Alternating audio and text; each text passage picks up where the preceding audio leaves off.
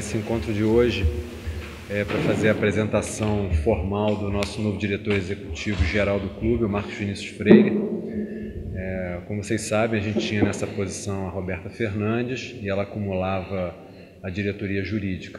Dentro do nosso esforço aí de reorganização, reestruturação organizacional, a gente identificou claramente que as funções precisavam ser separadas. E a Roberta, como tinha formação e expertise muito maior no jurídico, e depois de cumprir muito bem a função de diretor executivo geral, a gente resolveu chamar uma pessoa para a função de diretor executivo. Nós entrevistamos algumas pessoas e ficou bastante claro para a gente que o Marcos Vinícius era a pessoa ideal. Tem experiência vasta em gestão, no mundo do esporte inclusive, foi atleta.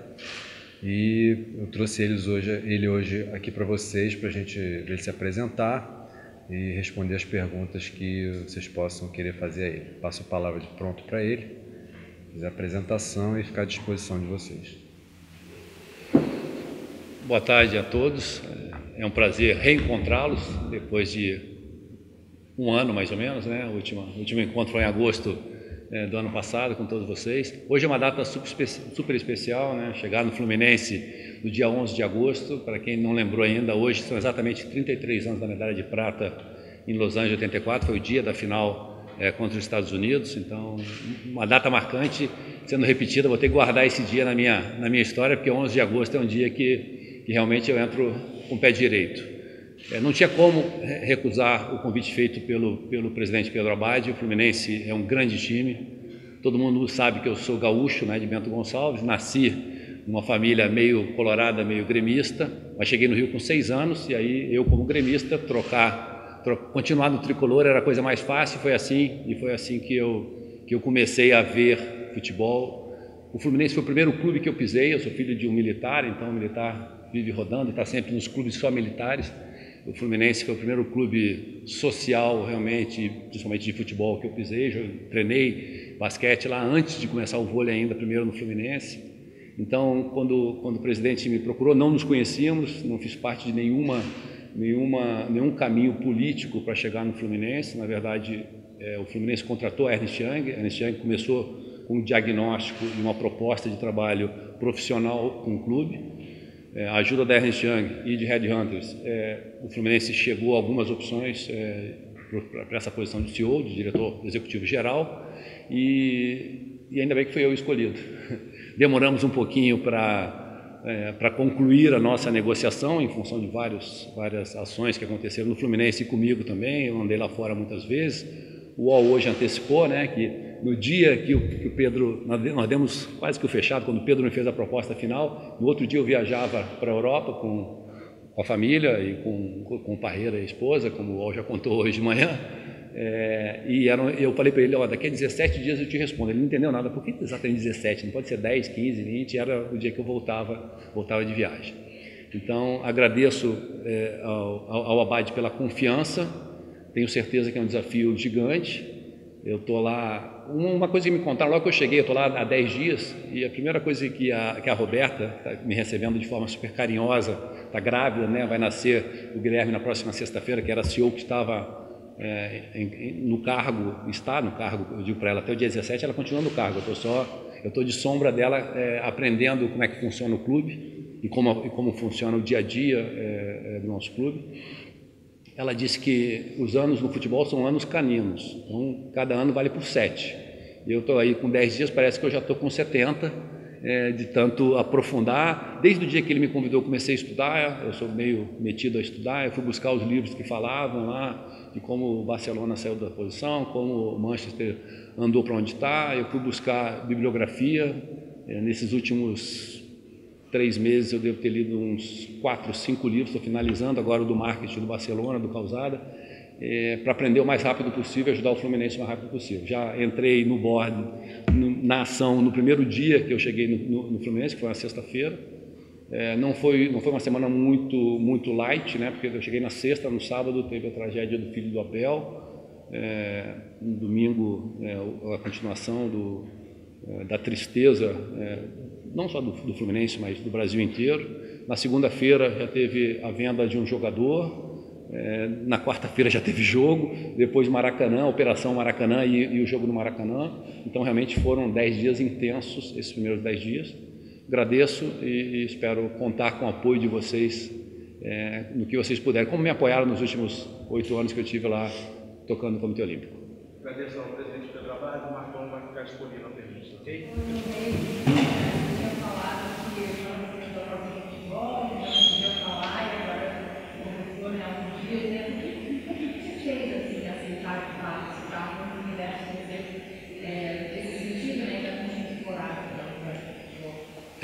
Logo que acabou a Olimpíada, a minha primeira saída do Brasil foi, eu saí do COB no dia 7 de setembro, no finalzinho de outubro para novembro, eu era jurado num prêmio do Sports Leaders em Londres, e eu aproveitei a viagem para Londres para o jantar de entrega do prêmio, eles escolhem os melhores gerentes do mundo de esportes sub 40 anos, e eu fui para esse jantar e aproveitei que tinha um congresso de futebol, porque eu achava que era uma coisa que eu não tinha estudado ainda, e eu fui me aprofundar um pouco em futebol, porque já tinha ouvido algumas conversas sobre futebol.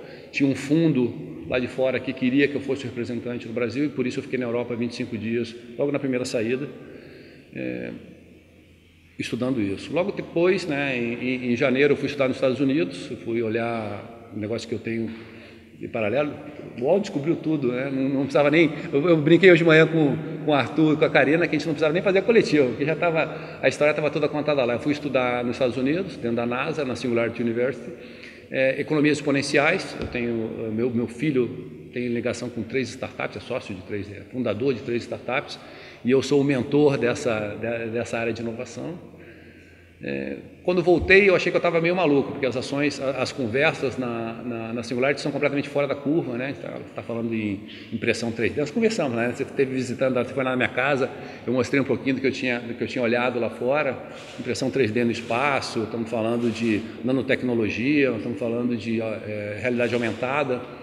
E aí eu voltei para o Brasil achando que ia ser difícil conversar com as pessoas que não tinham tido essa lavagem cerebral. E fui fazer um curso de conselheiro na Fundação Dom Cabral, foi a minha última parte do sabático, foi em Minas Gerais. Eu fui fazer um programa de desenvolvimento de conselheiros para trabalhar em conselho. Eu achava que eu ia contribuir mais em conselhos do que na forma como executivo. Quando veio o convite, né? Então, esse convite mexeu muito comigo, principalmente por ser o Fluminense. Eu acho que a primeira coisa foi essa, muita coincidência, o Fluminense aparecendo na minha vida numa hora dessa.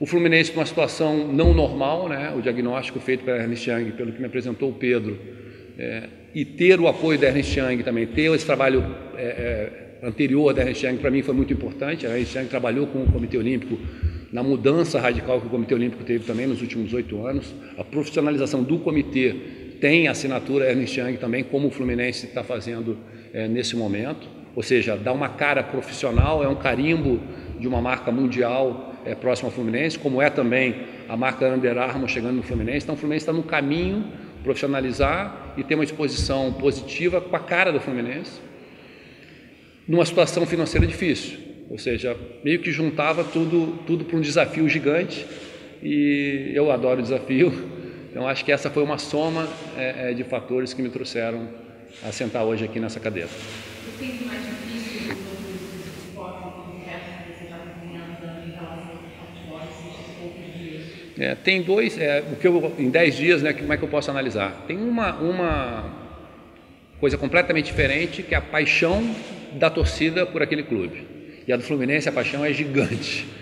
Ela realmente é muito, muito, muito importante para nós. A gente tem uma parte da nossa ação aproximar a torcida, mostrar o que a gente pode fazer por ela e ter ela junto da gente. No time Brasil era diferente, né? Porque todo mundo estava engajado no mesmo projeto, do presidente da empresa ao assessorista do elevador, estava todo mundo pensando no time Brasil e todo mundo a favor do time Brasil. Aqui a gente tem o a favor, o contra, o mais ou menos, e é uma paixão, é diferente, é mais do que uma torcida. Eu já aprendi isso rapidamente nesses dias.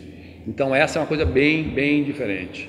Um outro assunto é parecido com o que tem no COB, são as políticas internas de vice-presidentes e de grupos políticos dentro do clube, que eu vivi nos 10 anos de voluntário, nos 8 como executivo. Quando você trata de confederações, quando você fala em ministérios, quando você fala em agências, a gente vive alguma coisa parecida com isso, onde você tem que equilibrar entre a decisão completamente pragmática do executivo e uma posição política de um conselho.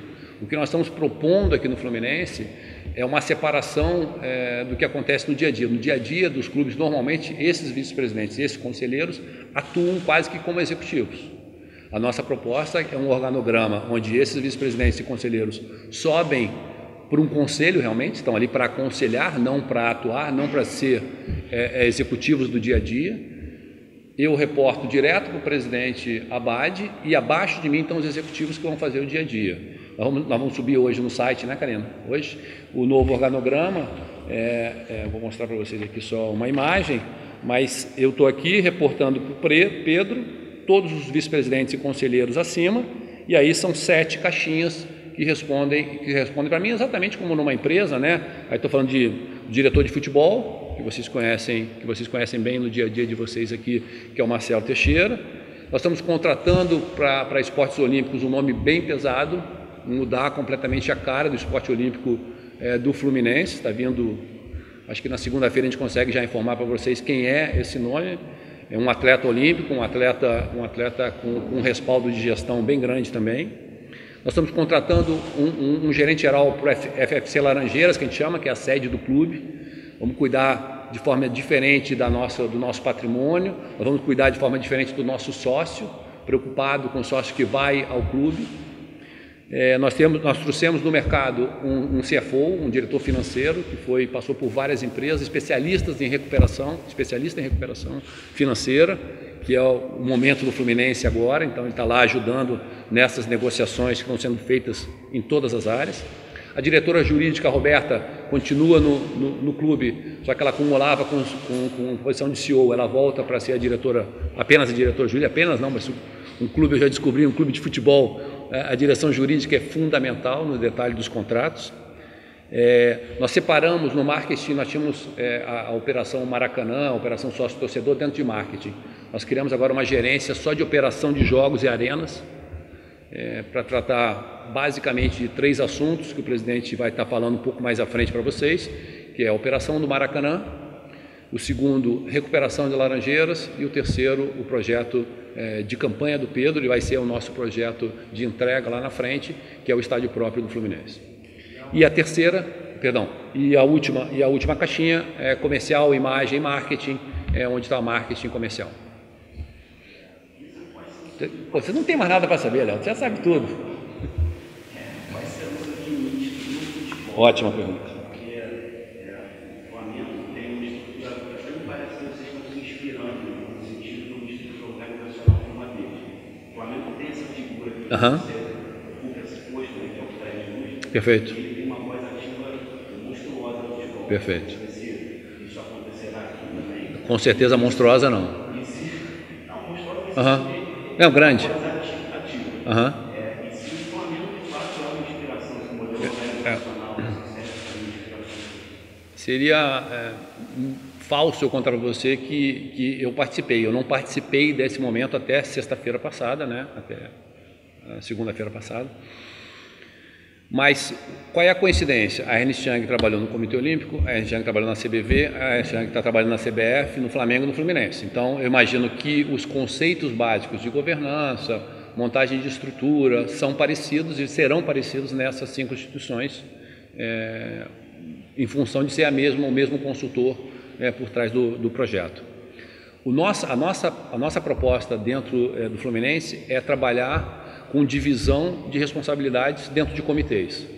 Então, nós já temos um comitê do futebol, que é formado pelo vice-presidente de futebol, diretor de futebol, que é o Marcelo, gerente de futebol, que é o Torres, o treinador principal, que é o Abel, o presidente do clube, e aí entra o CEO com a equipe quando for necessário. Se eu precisar do jurídico, vem o jurídico comigo. Se eu precisar do marketing, vem o marketing comigo. Se eu precisar do financeiro para dizer que não tenho caixa para comprar ou preciso vender porque eu preciso de caixa, vem o financeiro comigo. Então é um comitê formado no mínimo por 6 pessoas. claro que o futebol tem voz, essa gigante que você falou, está na diretoria de futebol e no treinador principal para qualquer escolha, para saída ou entrada, mas nós estamos de forma profissional dizendo, ó, tenho dinheiro, não tenho dinheiro, o salário é muito alto, o salário é muito baixo, para ter isso eu preciso não ter aquilo. Então nós estamos realmente até protegendo o clube a hora que você toma decisões em comitê. E isso vai valer também para outras áreas. O esporte olímpico da mesma forma. O esporte olímpico hoje, na maioria dos clubes e no Fluminense, tem um vice-presidente voluntário e diretores voluntários, né? Esses caras vão continuar existindo e, teoricamente, eles vão estar nos apoiando, traçando com a gente a estratégia, mas não executando. Para isso está vindo um diretor de esportes olímpicos, se Deus quiser, no futuro melhor de receita. A ideia é que tanto o FFC Laranjeiras, que é a sede, quanto os esportes olímpicos sejam sustentáveis por conta deles. E dessa forma eles vão poder estar agregando pessoas embaixo desse diretor de esportes olímpicos. Esse é o objetivo, ou seja, em comitês a gente está decidindo e não uma pessoa mais só respondendo pelo clube. Você imagina que a Cida vai poder, quando contar com um investimento mais parrudo?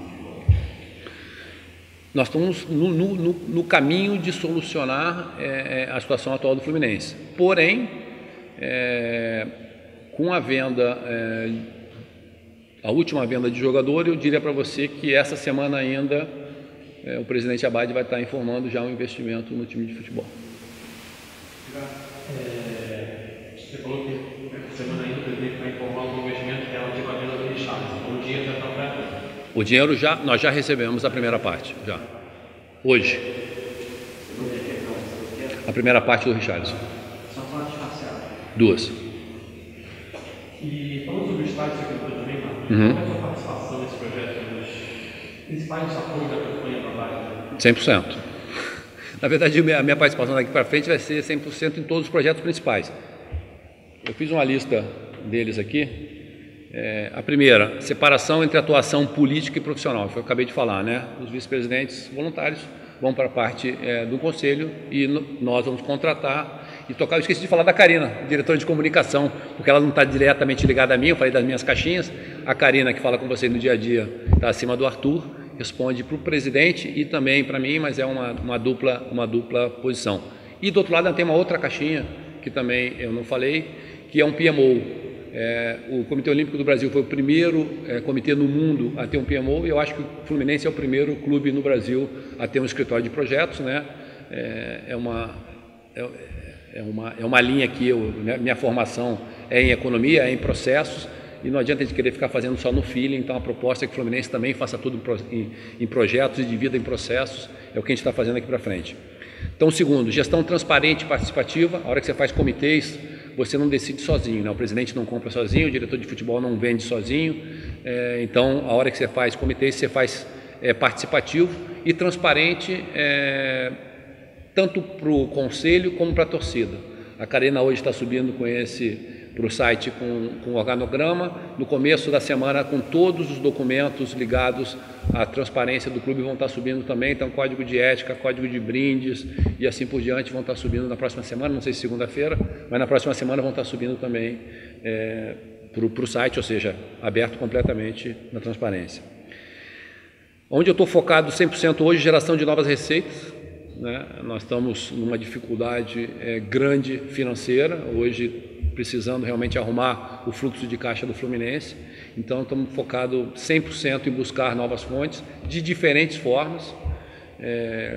Essa é uma linha para resolver o mais rápido possível e deixar que os projetos importantes do clube sejam realizados. Viabilização do estádio próprio, você perguntou, já fiz 3 reuniões em 10 dias sobre o estádio próprio com todos os entes que a gente precisa tratar. Os detalhes a gente não pode passar aqui ainda, mas o Pedro vai estar andando com eles, com vocês daqui para frente. Laranjeiras da mesma forma, o sub-20 é interesse nosso que a gente consiga trazer de volta as categorias base do Fluminense para jogar em Laranjeiras, e para isso a gente precisa de dinheiro e parcerias, ou dinheiro e parcerias, ou parcerias, para reformar, para revisar Laranjeiras, reformar e iluminar até para jogos noturnos. Estamos forte nesse projeto também. E o principal nosso é entender que o futebol, para o Fluminense, é uma atividade econômica de entretenimento. Ele parece ser só entretenimento, ele parece ser só torcida, mas ele é uma atividade econômica. E para isso nós temos uma filosofia de futebol, tocada pelo diretor de futebol, que é o Marcelo Teixeira, que tem três principais colunas. O principal e o futuro, sustentabilidade do clube, chama-se Academia de Futebol de Xerém. Eu estou indo lá terça-feira, está reforçando a estrutura de Xerém no que tange a ciência do esporte, alimentação, nutrição, atendimento às famílias, escola da garotada. Estamos preocupados com isso, porque esse é o futuro do Fluminense. O Fluminense é o único time no Brasil que tem um time na Europa. Ganhamos ontem de novo, estamos aí com 3 vitórias seguidas, e o Chamorim é um modelo diferente e é uma exposição da marca Fluminense lá fora, no mundo inteiro, que é importante para nós. E o principal, está no nome do time, né? O clube chama Fluminense Futebol Clube, é o time principal. Eu brinco que eu entrei com o pé direito nesse caso, né? Porque empate, vitória, empate é a melhor coisa que poderia acontecer, seria uma não derrota nos primeiros 10 dias, e eu consegui chegar aqui na coletiva de imprensa só ganhando pontos. Então é mais ou menos essa a nossa linha de raciocínio e nosso foco de ação nos próximos dias. Marcos, você falou na resposta sobre a Operação Maracanã. Uhum. Qual a sua avaliação sobre a situação do Maracanã e o que você projeta para o estádio? Operação Maracanã, eu tive 2 ou 3 reuniões sobre essa ação. A informação que a gente tem do governo do estado é que eles estão finalizando a operação com o consórcio e vão abrir uma nova licitação. Até lá nós estamos esperando o que vai acontecer. Não estamos esperando, nós estamos atuando no que vai acontecer nessa próxima licitação. Nos jogos importantes no Maracanã, nós estamos tentando reduzir o máximo a nossa despesa para que o jogo seja lucrativo, para que a gente não pague para jogar no Maracanã. Isso já aconteceu no último jogo. Na vitória última no Maracanã, o saldo foi positivo no borderô, foi positivo nos camarotes e foi positivo no AIB, que a gente chama, que é alimentos e bebidas. Então, nesse momento, é essa ação. Estamos pensando num pacote para os próximos 10 ou 13 jogos. Nós vamos ver aonde a gente vai jogar, onde o clube não tiver prejuízo. Boa tarde. Você comentou que você vai estar 100% focado nesse início na busca por receitas, que tem sido um problema para o Fluminense esse ano, não conseguiu já patrocínio e tal.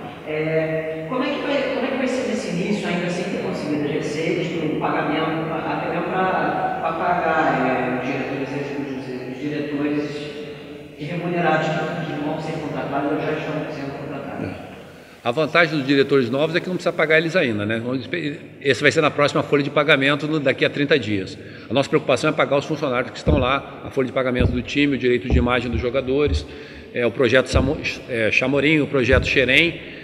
Nesse momento, nós estamos usando um pedaço do pagamento do Richarlison para fazer frente a essa despesa. Estamos negociando antecipações e propriedades do time para que nós tenhamos as receitas, pelo menos, para garantir esses pagamentos até o final do ano. Obrigado, Marcos. Daqui a pouco na igrejinha,